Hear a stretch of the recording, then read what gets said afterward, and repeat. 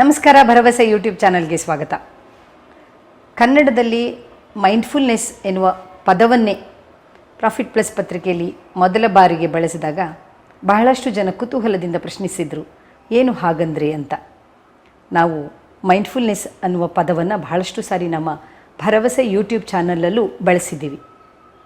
ಅಷ್ಟೇ ಅಲ್ಲ, mindful parenting ಏನು ಹಾಗಂದರೆ ಈ ಕುತೂಹಲ ನಿಮಗಿರಬಹುದು. ಇದಕ್ಕೆ ಉತ್ತರ ಪಡೆಯೋದೇ ಇವತ್ತಿನ ನಮ್ಮ ಆಶಯ. ಡಾಕ್ಟರ್ ಉಷಾ ಉಸ್ತಾರೆಯವರು ದೇಶ ವಿದೇಶಗಳಲ್ಲಿ, ಹೊರ ರಾಜ್ಯಗಳಲ್ಲಿ ಕೂಡ ಮೈಂಡ್ಫುಲ್ ಪೇರೆಂಟಿಂಗ್ ಬಗ್ಗೆ ಅನೇಕ ಕಾರ್ಯಾಗಾರಗಳನ್ನು ಮಾಡಿದ್ದಾರೆ. ಅವ್ರ ಹತ್ರನೇ ಅರ್ಥ ಮಾಡಿಸ್ಕೊಳ್ಳೋಣ ಮೈಂಡ್ಫುಲ್ ಪೇರೆಂಟಿಂಗ್ ಅಂದರೆ ಏನು ಅನ್ನೋದನ್ನು. ಮೈಂಡ್ಫುಲ್ ಪೇರೆಂಟಿಂಗ್ ಅಂದರೆ ಏನು ಮೇಡಮ್?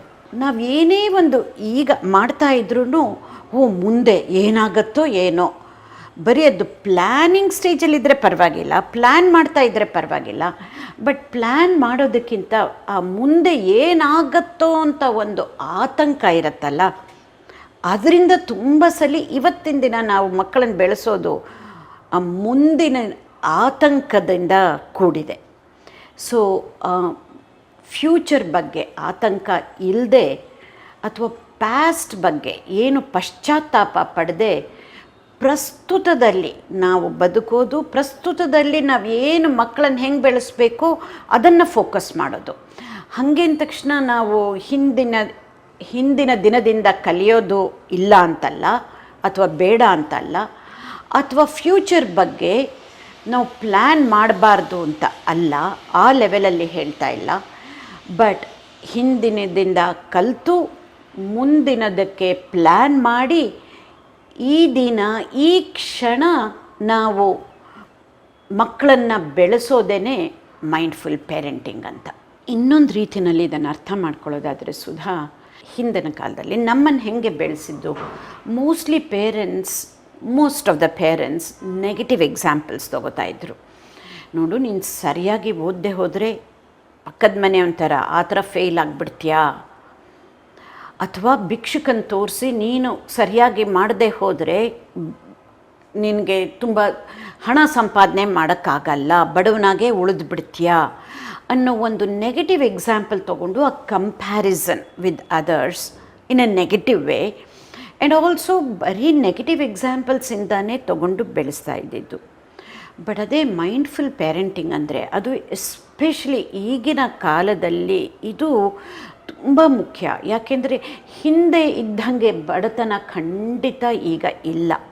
ನಾವು ಬರೀ ಬಡತನ ಎಕ್ಸಾಂಪಲ್ ಕೊಡ್ತಾ ಇದ್ದರೆ ಆಗೋದಿಲ್ಲ. ಹಾಗೆ ನೆಗೆಟಿವ್ ಎಕ್ಸಾಂಪಲ್ಸ್ ಕೊಟ್ರಂತೂ ಇನ್ನೂ ಕಷ್ಟ ಆಗುತ್ತೆ. ಅದೇ ಎಕ್ಸಾಂಪಲ್ ತೊಗೊಳ್ಳೋಣ, ಏನು ಒಂದು ಭಿಕ್ಷುಕನ್ನು ತೋರಿಸಿ ಏನು ಹೇಳಬೇಕು ಅನ್ನೋದನ್ನು, ಆವಾಗ ನಮಗೆ ಅರ್ಥ ಆಗುತ್ತೆ ಏನು ಮೈಂಡ್ಫುಲ್ ಪೇರೆಂಟಿಂಗ್ ಅಂದರೆ ಏನು ಅಂತ.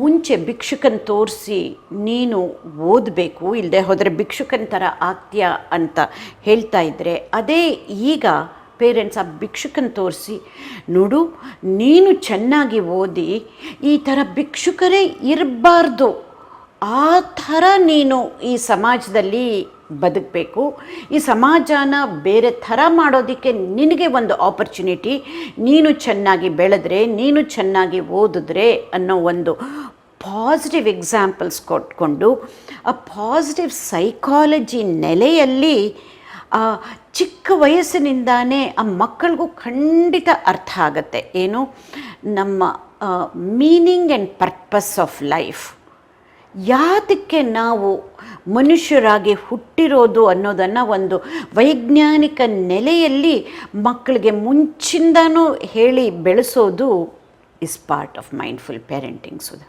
ಇನ್ನಷ್ಟು ಮಾತುಕತೆಗಳಿದೆ. ಭರವಸೆನ ದಯವಿಟ್ಟು ಇನ್ನಷ್ಟು ಜನರಿಗೆ ಶೇರ್ ಮಾಡಿ. ಭರವಸೆ ಬದುಕು ಬದಲಾಗೋದಕ್ಕೆ ತೆರೆದ ಬಾಗಿಲು. ಅಂತಹ ಬಾಗಿಲನ್ನು ತೆರೆದು ಒಳಗೆ ಬಂದಂತಹ ತಮಗೆಲ್ಲರಿಗೂ ಕೃತಜ್ಞತೆಗಳು. ನಮಸ್ಕಾರ.